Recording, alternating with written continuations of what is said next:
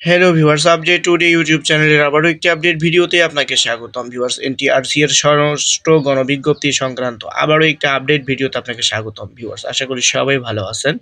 Viewers, ষষ্ঠ গণবিজ্ঞপ্তিতে ভুল চাহিদা দিয়েছে 5 শতাধিক শিক্ষা প্রতিষ্ঠান। এখন কি হবে ষষ্ঠ গণবিজ্ঞপ্তি, কবে প্রকাশ করা হবে এই ষষ্ঠ নিয়োগ বিজ্ঞপ্তি? ভিউয়ার্স, ভিডিওটি স্কিপ না করে সম্পূর্ণ দেখুন। যারা চ্যানেলটি এখনো সাবস্ক্রাইব করেননি, অনুগ্রহ করে চ্যানেলটি সাবস্ক্রাইব করে ভিডিওটিতে একটি লাইক দিয়ে দিন। তাহলে আমরা চলুন জেনে নেই যে ষষ্ঠ গণবিজ্ঞপ্তির সর্বশেষ আপডেটটি কবে প্রকাশ হচ্ছে, ষষ্ঠ গণবিজ্ঞপ্তি কি হবে, এসব ভুল চাহিদা প্রদানকৃত শিক্ষা প্রতিষ্ঠানে দেখে নেই।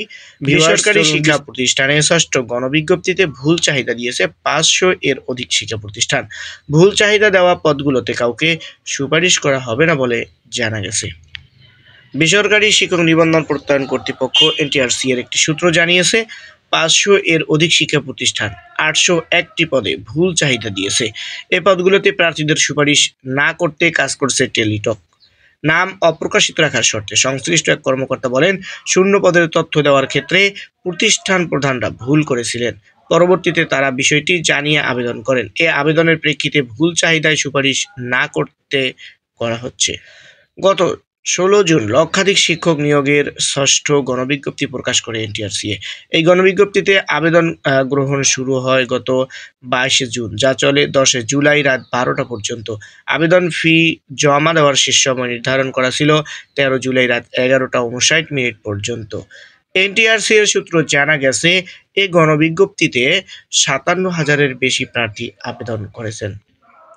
অথচ প্রকাশিত বিজ্ঞপ্তি অনুযায়ী দেশের বিভিন্ন এমপিওভুক্ত শিক্ষা প্রতিষ্ঠানে মোট 1,822টি শূন্য পদে শিক্ষক নিয়োগ দেওয়া হবে। এর মধ্যে স্কুল ও কলেজে রয়েছে 46,211টি, মাদ্রাসায় 53,501টি এবং কারিগরি ও ব্যবসায় ব্যবস্থাপনা প্রতিষ্ঠানে 1,110টি পদ ফাঁকা। সেই হিসেবে প্রায় অর্ধেকের মতো পদ ফাঁকাই থেকে যাবে। ভিউয়ার্স, শিক্ষা এবং চাকরি সংক্রান্ত সকল আপডেটগুলো সবার আগে পেতে চ্যানেলটি সাবস্ক্রাইব